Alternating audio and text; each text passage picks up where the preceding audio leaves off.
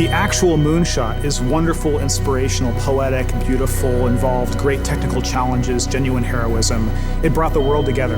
But think about the Polynesian islander on the dugout canoe, deciding one day they were going to go that way. No one had ever been that way before. No one even knew if there was anything that way before. It was amazing, and it changed the world. People can set their minds to magical, seemingly impossible ideas, and then through science and technology, bring them to reality. And that then sets other people on fire, that other things that look impossible might be accomplishable.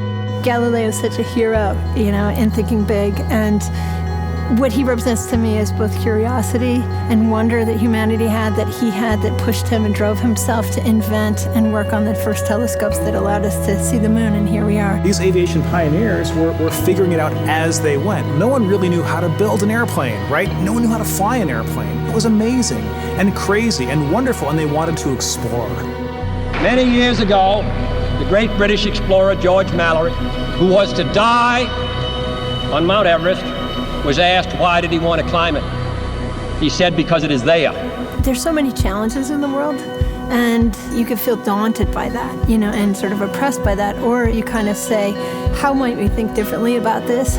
Everyone else in the world is working on that next 10%. If you can be the one that delivers that 10 times improvement, you have a chance to really change things. If you want cars to run at 50 miles per gallon, fine, you can retool your car a little bit.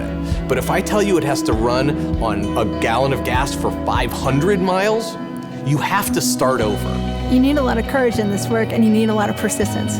One of the things that's really critical is not only having the courage to keep trying every day or thinking big, even if you don't really 100% believe it's possible, like you might think this might be possible, have the courage to try. That's how the greatest things have happened. You don't spend your time being bothered that you can't teleport from here to Japan, because there's a part of you that thinks it's impossible.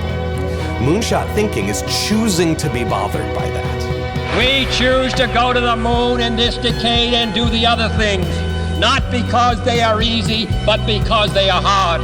Humanity's progress has been a series of amazing, audacious things, from the very small and personal up to the great, big, and grand.